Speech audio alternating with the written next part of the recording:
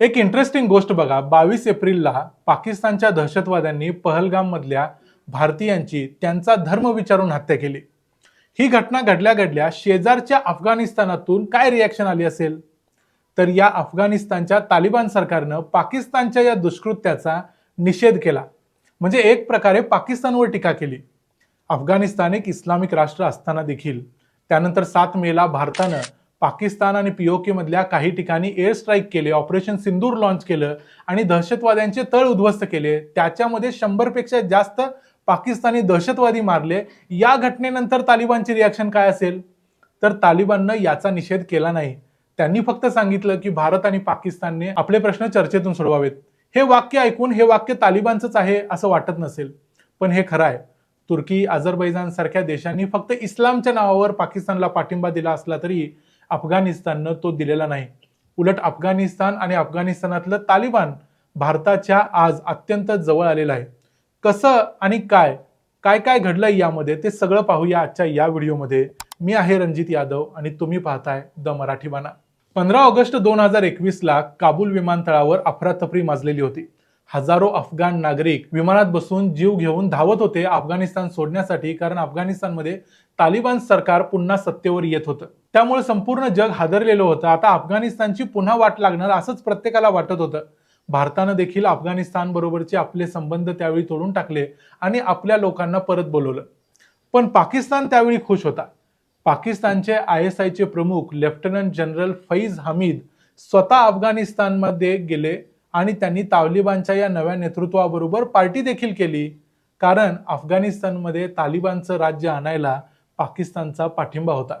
पण तरीही पुढच्या 3 वर्षात अफगाणिस्तान आणि पाकिस्तान यांच्यातले संबंध इतके बिघडले की आज पाकिस्तान अफगाणिस्तानसाठी एक शत्रू राष्ट्र बनलाय.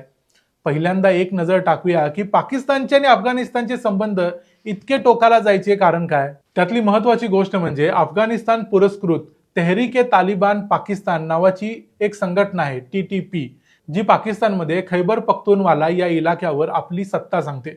म्हणजे त्यांचं म्हणणं आहे की हा प्रांत आमचा आहे. या इलाक्यात आतापर्यंत मागच्या 2 वर्षात 700 पाकिस्तानी सैनिकांच्या हत्या या तेहरीक-ए-तालिबाननं केलेल्या आहेत.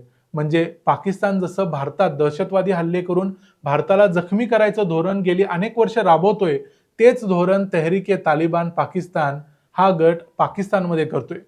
पाकिस्तानमध्ये अफगाणी लोक राहतात आणि ते दहशतवाद पसरवतात. या कारणानं पाकिस्ताननं अनेक अफगाणी नागरिकांना अफगाणिस्तानात डिपोर्ट केलंय. म्हणजे जसं सध्या ट्रम्प बऱ्याच लोकांना करतायत तसं. याचा राग देखील अफगाणिस्तानला आहे. हिंदुस्तान पाकिस्तान तो मैं जब यहाँ आया ना तो इन्होंने मुझसे दूर से इशारा किया पाकिस्तान, मैंने कहा नहीं हिंदुस्तान, और हिंदुस्तान सुनते ही मुस्कुराहट आ गई इनके चेहरे पे.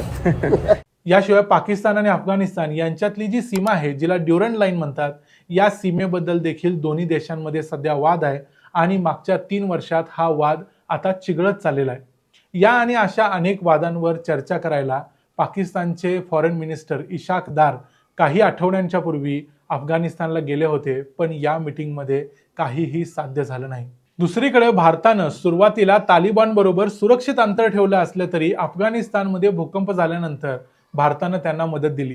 तिथल्या दुष्काळामुळे तिथल्या लोकांना गहू आणि इतर खाद्यपदार्थ, औषधं आणि इतर अनेक सामग्री भारतानं मानवतेच्या दृष्टीनं द्यायला सुरुवात केली, कोणतीही अपेक्षा न ठेवता. ही मदत अफगाणिस्ताननं देखील खुल्या दिलानं स्वीकारली. भारतानं अफगाणिस्तानला मग मुंबईमध्ये एक दूतावास चालू करायची परवानगी दिली. म्हणजे भारत सरकार अफगाणिस्तानातल्या तालिबान सरकारला सांभाळून घ्यायला लागलं.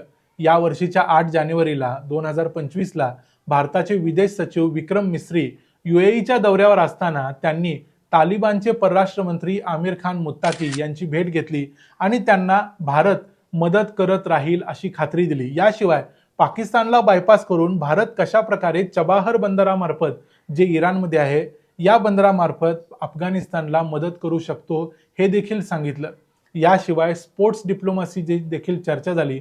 म्हणजे क्रिकेटच्या माध्यमातून अफगाणिस्तान आणि भारत कसे जवळ येतील या दृष्टीनं देखील चर्चा करण्यात आली. आता मग याचा परिणाम असा झालाय की अफगाणिस्तानातल्या तालिबान सरकारचे प्रमुख असणारे हिबातुल्ला अखंडजादा यांचे अत्यंत जवळचे सहकारी असणारे मुल्ला मोहम्मद इब्राहिम सद्र हे सध्या अत्यंत गुप्तपणे भारतात आलेले आहेत. ते दिल्लीत अनेक महत्त्वाच्या भारतीय अधिकाऱ्यांची आणि नेत्यांची भेट घेत आहेत.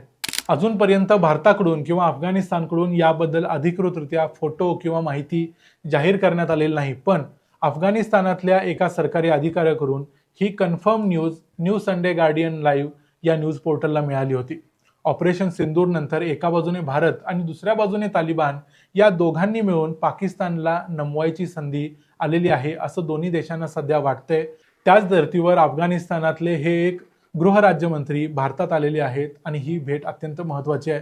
भारतानं डागलेलं एक मिसाईल अफगाणिस्तानच्या भूमीवर पडलं असा खोटा कांगावा पाकिस्ताननं 4-5 दिवसापूर्वी युद्धाच्या दरम्यान केला होता, जेणेकरून भारत आणि अफगाणिस्तान यांच्यामध्ये वैर निर्माण व्हावं. पण तसं न होता उलट अफगाणिस्तानच्या एका मंत्र्यानं क्लिअर करून सांगितलं की अफगाणिस्तानच्या भूमीवर कुठलाही हल्ला झालेला नाही, कुठलंही शस्त्र पडलेलं नाही. त्यामुळं पाकिस्तानचा हा प्लॅन देखील फसला.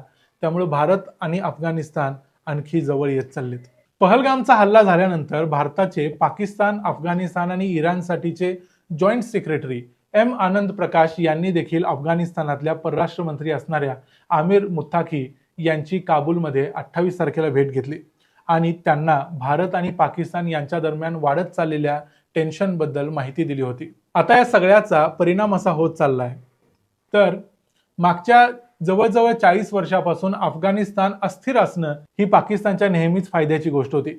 अफगाणिस्ताननं एक गोष्ट केली ती म्हणजे अफगाणिस्तानला पाकिस्ताननं जो सपोर्ट केला त्या बदल्यात पाकिस्तानमध्ये असणाऱ्या जैश ए मोहम्मद किंवा लष्करी तोयबा यासारख्या दहशतवादी संघटनांना लपण्यासाठी जागा तालिबाननं अफगाणिस्तानमध्ये उपलब्ध करून दिली, म्हणजे पूर्वी. त्यामुळं जेव्हा जेव्हा पाकिस्तानवर जगभरातून प्रेशर निर्माण व्हायचं, अमेरिकेकडून व्हायचं, त्यावेळेला पाकिस्तान आपल्या देशात कुठलेही दहशतवादी तळ नाहीत असं उघडपणे सांगू शकायचा, कारण त्यांना त्यांचे दहशतवादी लपवायला हक्काची जागा होती, ती म्हणजे तालिबानच्या अखत्यारीत असणारा अफगाणिस्तान. पण नंतर तालिबानचं तिथून उच्चाटन झालं, नंतर अफगाणिस्तानमध्ये नागरी सरकार आलं. 2021 मध्ये आता परत ते सरकार जाऊन पुन्हा तालिबानचं सरकार आलं. यावेळी तालिबानचं जे सरकार आलंय ते नेहमीपेक्षा वेगळं आहे, हे तुमच्या देखील लक्षात आलं असेल. ज्या तालिबाननं बामियानमध्ये असणाऱ्या बुद्धमूर्ती बॉम्ब लावून उडवून दिल्या होत्या, तोच तालिबान आता अफगाणिस्तानमधल्या सर्व जुन्या ऐतिहासिक स्थळांचं संवर्धन करायचा प्रयत्न करतोय. ही अत्यंत वेगळी घटना तालिबानच्या बाबतीत घडते आहे. अफगाणिस्तान गरीब राहणं किंवा अफगाणिस्तान दहशतवादाने पोखरलेला राहणं, अस्थिर राहणं ही पाकिस्तानसाठी नेहमीच जमेची बाजू होती आणि हीच गोष्ट आता अफगाणिस्तानच्या किंवा तिथल्या तालिबान सरकारच्या लक्षात आलेली आहे.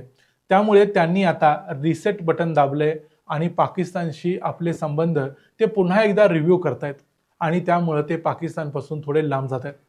आता पाकिस्तानच्या दहशतवादी संघटनांना तालिबान आपली जमीन अजिबात वापरायला देत नाही, ही देखील भारतासाठी एक जमेची बाजू आहे आणि त्यामुळेच पाकिस्तान आता अफगाणिस्तानवर नाराज आहे.